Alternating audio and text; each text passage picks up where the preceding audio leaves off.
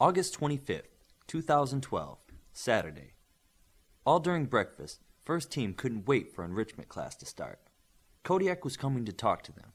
He was the only official team member left from the original 6 that anyone could talk to. First team knew what happened to the others. 2 were here at the academy, the others dead or retired. After the first loss, Darkspeed took days to come around and start talking to people again. After the new loss, he wasn't talking again. His thoughts were of the match they would have Monday. 6th team was going to be their competition. In his mind, he was now looking at capabilities and not team members. Shockwave could deafen the team and bench or injure some of his weaker team members. Avian had the wind power, and he kept thinking about a blinding twister with small rocks to blind his team. Olympian could take Aztec, but that might take time. Ghost was no match for She, but he could walk into the pit walls or sink into the ground and be hard to catch. Zoner was a mind reader and could open dimensional portals. Chain seemed like a tough fighter and could attack from a distance. Teams that Darkspeed thought they outpowered were now not to be treated lightly. The closer the match came, the more Darkspeed thought about it. Any relief he had in the middle of the week was gone, and now he was obsessed. Almost all of the alphas had decided to see Kodiak that weekend. So many that the other classes were canceled and all were to attend. The old hitter was world famous and loved by everyone. Kodiak's session was not to take place in the pit, but in the large conference room in the hotel. Teams finished breakfast quickly to get to the hotel first and get the best seats.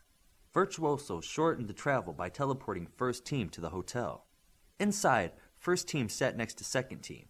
Second team was undefeated in pins and would occasionally remind first team about it. Everyone was inside, waiting for Kodiak to arrive.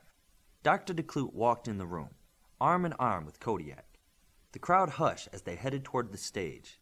Kodiak seemed to show reverence for Dr. DeClute as he held her hand and escorted her onto the stage. Dr. DeClute then introduced Kodiak to the alphas, and he took center stage. "Do we have all 48 alphas in the room today?" Kodiak asked. The crowd answered yes with nods and voices. "So many new faces here today. I only have one friend in the audience today. Midas?" "Midas! Are you still called Midas?" Midas raised his hand. "Yes, it's still Midas. When I met him, he didn't have a handle. I had to give him one. That's how we did it in the apprentice days." Kodiak used the story of Midas' name to springboard into tales of how the world of superheroes used to be. He spun exciting tales and used his charisma to captivate the young audience. For hours, he held the attention of the alphas with his voice. He made the history of superheroes rich and entertaining, all the while preaching respect for those who came before them. Halfway through the 4-hour session, he let the audience ask him questions. He was equally entertaining with his answers, all the while teasing them with insight into what it was like to be a famous superhero. Virtuoso could see what was happening. Kodiak was the morale booster. He was giving the troops a shot of motivation. She looked into his thoughts. He knew the shock these first few weeks were. Kodiak's mission was to bring them a ray of hope, to show them that the life of a superhero would be rewarding in the end. Questions about the Coalition's war turned the mood. Kodiak used this to his advantage also. He reminded them how seriously they should take their training.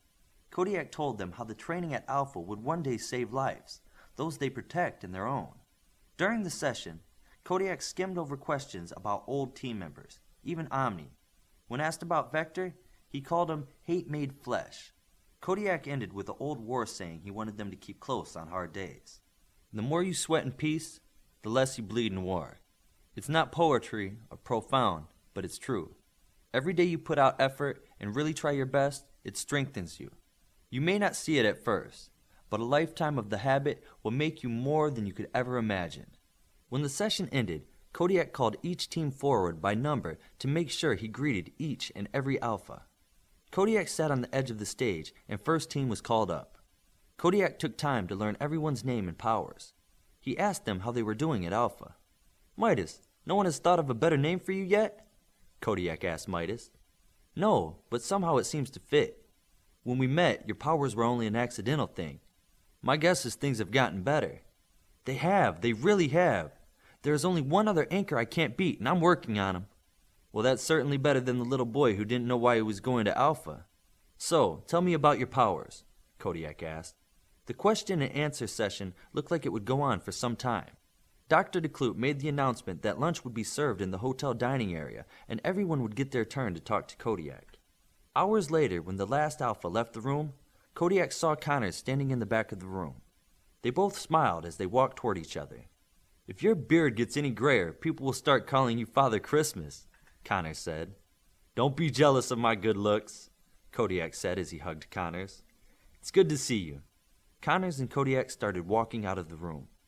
"I know, getting together for an hour or two every few months isn't enough.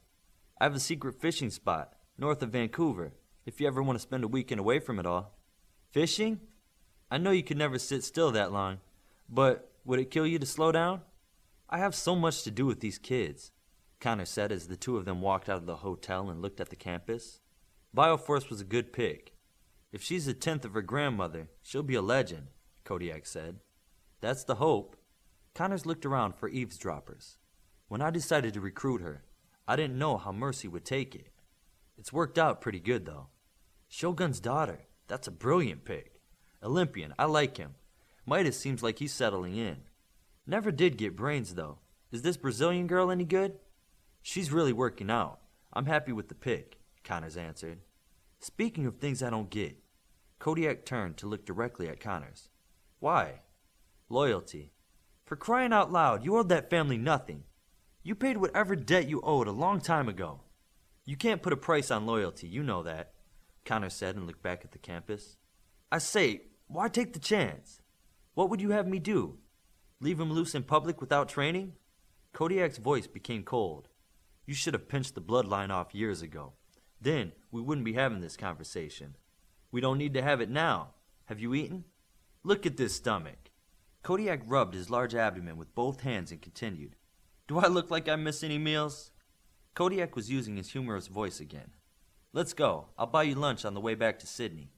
One last thing, on the other subject. If it comes down to it, and you can't do it, call me. I owe you, and I'll do it right. I don't think it'll come to that. The kid will become a great leader. Time will prove me right.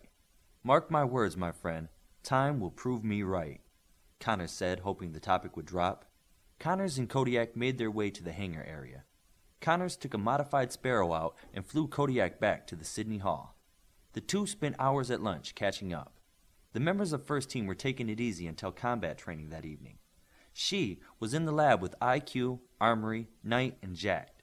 Lab Rats was the nickname they were given. Jacked joined the team when they started working on ways to make the nano uniforms smart.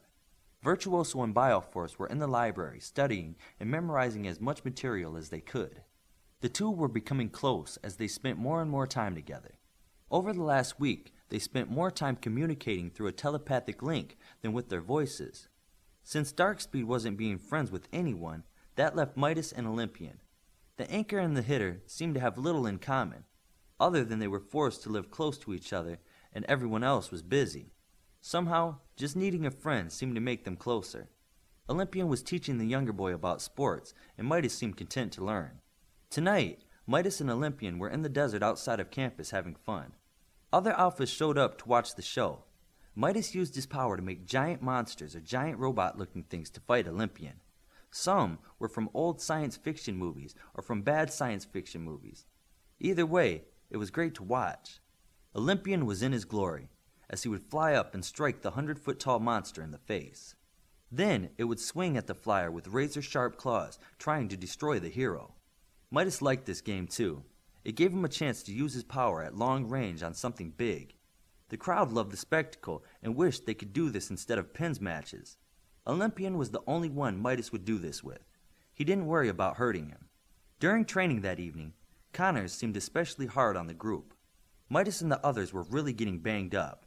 For the first time, Bioforce was called to the pit to heal up the team members so they could continue with class. Saber and Greco were hanging on with the rest of them, wondering what was going on, why they were being pushed so hard. Near the end of training, Connors told all the alphas to attack him. Olympian flew headlong at Connors. Connors red-benched him with one hit. He then turned at the others and fired lightning from his fingertips. Everyone caught in the path was red-benched.